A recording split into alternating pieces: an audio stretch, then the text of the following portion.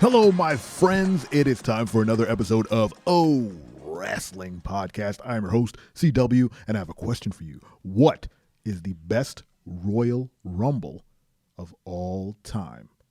We are mere weeks out from Royal Rumble, which is, to me, the premier live event, quote unquote, pay-per-view, whatever you want to call it, that WWE puts on. It is better than Mania.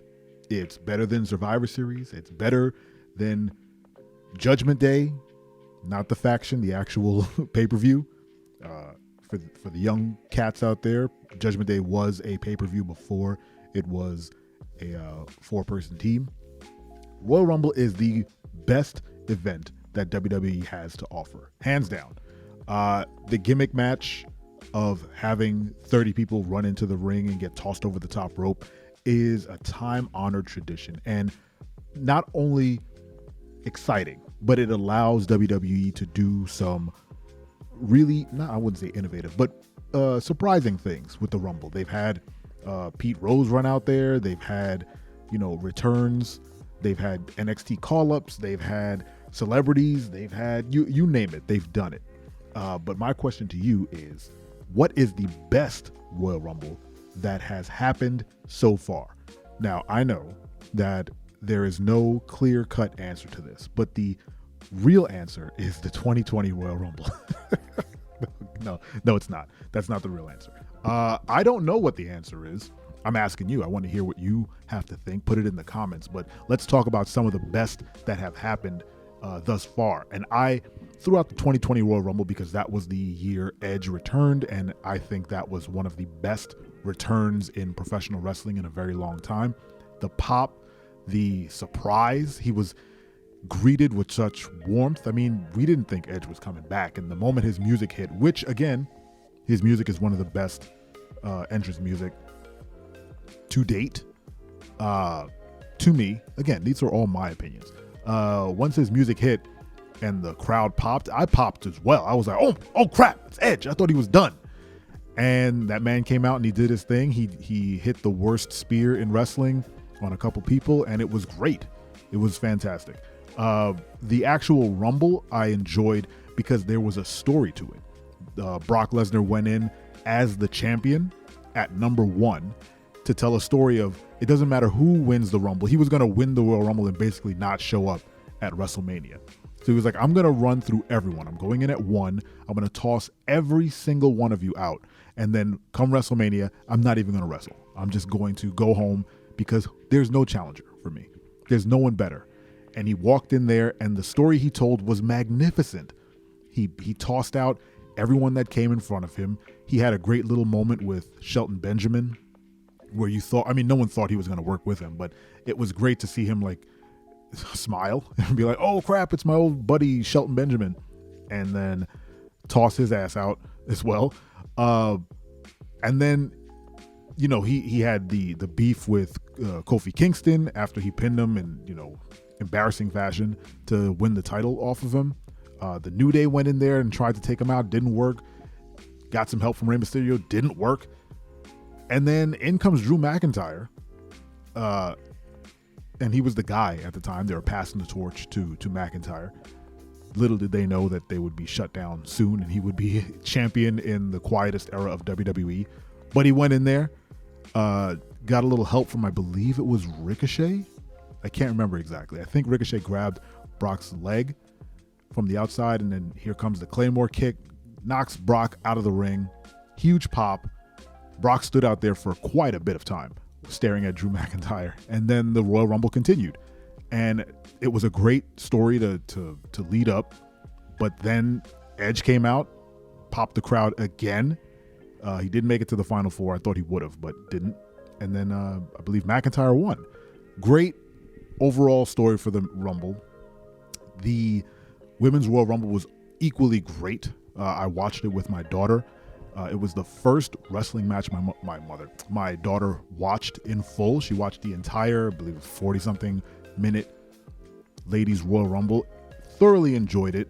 That was the moment she came up with her wrestling persona, and she asked me the cutest question that she's asked. Well, not that she's ever asked, but she's asked in a while.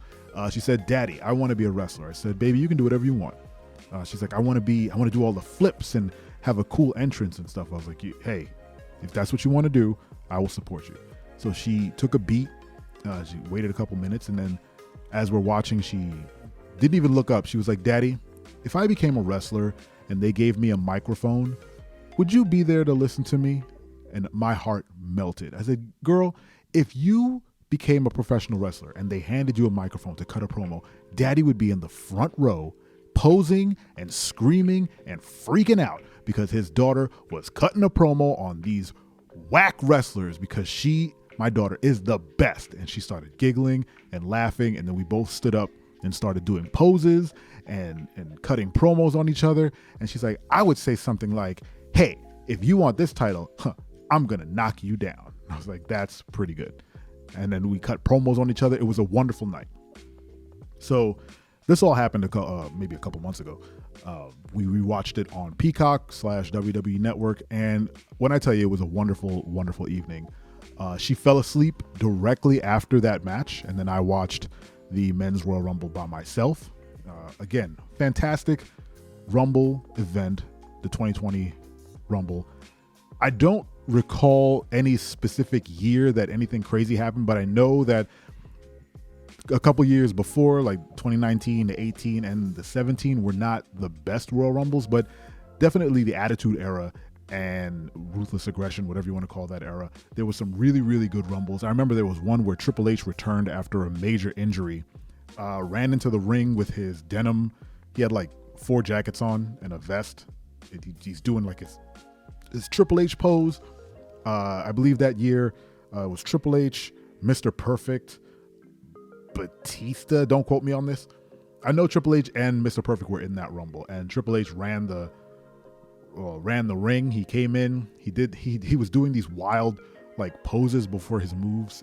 He was so excited to be back.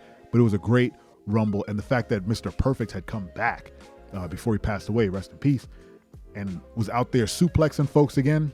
Look, if you haven't seen Mr. Perfect wrestle, he was called Mr. Perfect for a reason. The man could hit some moves. Everything he did was crisp and clean. He was one of the best intercontinental wrestlers around.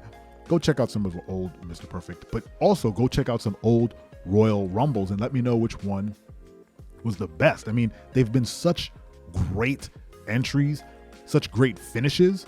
What was it? There was the finish with John Cena and Batista where Mr. McMahon ripped his quads to shreds as he tried to jump into the ring. There was the Rumble where Undertaker and Shawn Michaels, Lord, at Dad's First Time will know what which number Rumble this is, and you probably would too. Go check out Dad's First Time, twitch.tv/dadfirstime, or on YouTube, Dad's First Time. That was our Rumble. We watched that on loop. Undertaker versus Shawn Michaels in the Rumble. You want to talk about drama, stress.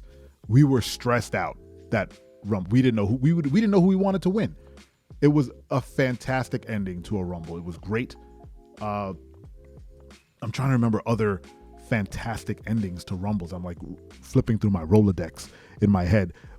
That's how old my Rolodex is. It's a Rolodex, an actual like card file system. Man, does anyone get that Rolodex reference? There was, come on, someone give me another good. I say someone as if there's anyone else in this room with me. Yeah, I can't remember anything else. I'm blanking and my heart's racing. I'm thinking about the Rumble. So I don't know what is in store for this Rumble. I guarantee you it's going to be huge. Triple H is going to want to make a splash. So look out for some celebrity guests, some crazy returns, some nice call-ups from NXT, and potentially some big names coming back for this Rumble. Who do you think? Oh, no, not who do you think? Yeah, who do you think is coming back for this Rumble? What has been your favorite Rumble? Let me know in the comments. Make sure to hit the bell on YouTube to get notified when new videos are up. Subscribe to the podcast on any and all podcast platforms. Thank you so much for listening to the podcast. I appreciate you, and I am your friend. I'm your friend, but if I ever see you in the ring, I can beat you. Don't you know? Yeah, yeah, yeah.